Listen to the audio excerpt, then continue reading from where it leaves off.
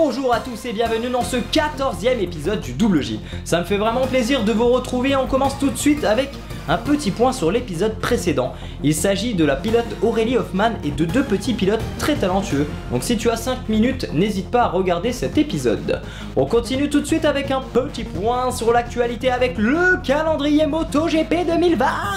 Notamment avec la course du Mans qui aura lieu cette fois-ci le 11 octobre.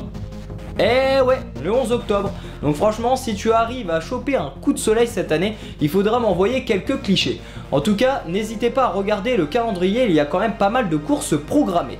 On continue tout de suite avec un autre point sur l'actualité. Malheureusement, c'est l'accident du gros big boss de la GMT 94 Yamaha. Il s'agit de Christophe Guyot qui est tombé en évitant un très jeune pilote qui était tombé juste devant lui. En tout cas, on te souhaite un très bon rétablissement et on souhaite te retrouver très rapidement sur la piste de Carole. On continue tout de suite cette fois-ci avec le démarrage de l'émission. Il s'agit d'un pilote motocross et d'un youtubeur, Blaise Abadi.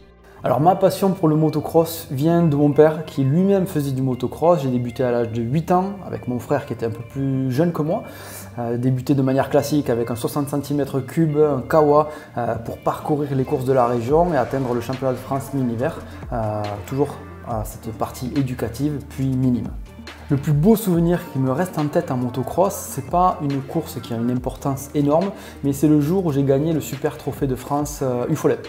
Alors un UFOLEP normalement c'est plutôt pour le plaisir, mais c'est vrai que lors de cette course, il y a un engouement particulier, il y a une ambiance particulière et quand on gagne cette course-là, on a quand même une satisfaction qui est autre que lorsqu'on gagne une course différente. Donc je dirais mon plus beau souvenir sportif, c'est le jour où j'ai gagné ce super trophée de France. L'objectif que j'ai en 2020, c'est pas un objectif sportif parce qu'en motocross, je vais plus m'axer maintenant sur la partie apprentissage en ligne, c'est-à-dire créer des tutoriels vidéo. Donc l'objectif en fait en 2020, c'est faire en sorte que le motocross soit pris de la plus simple des manières à tout le monde.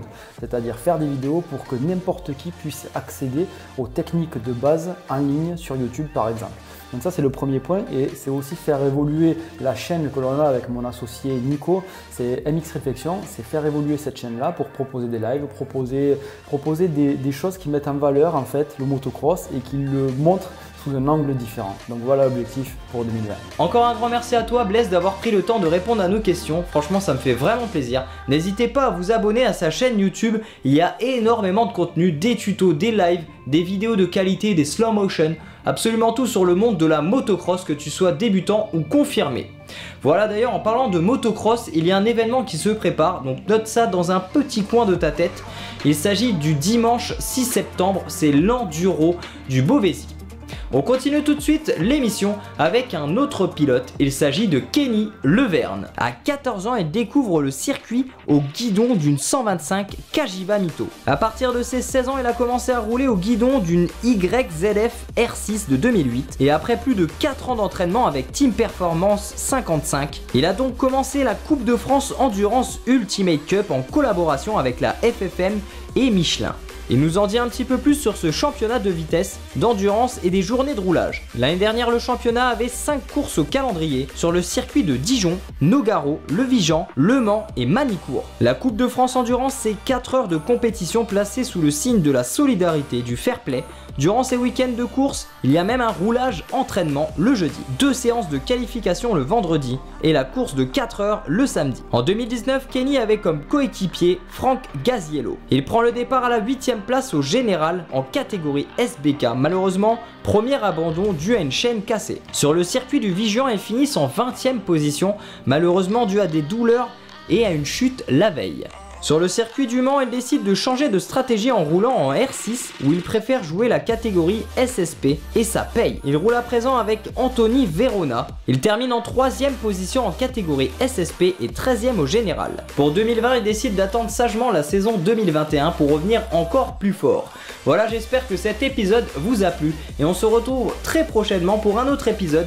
Cette fois-ci, il s'agira du pilote Johan Wonchang. Voilà, n'hésitez pas à m'envoyer vos photos et vidéos pour passer dans l'émission. C'était Marvin, à très bientôt. Ciao!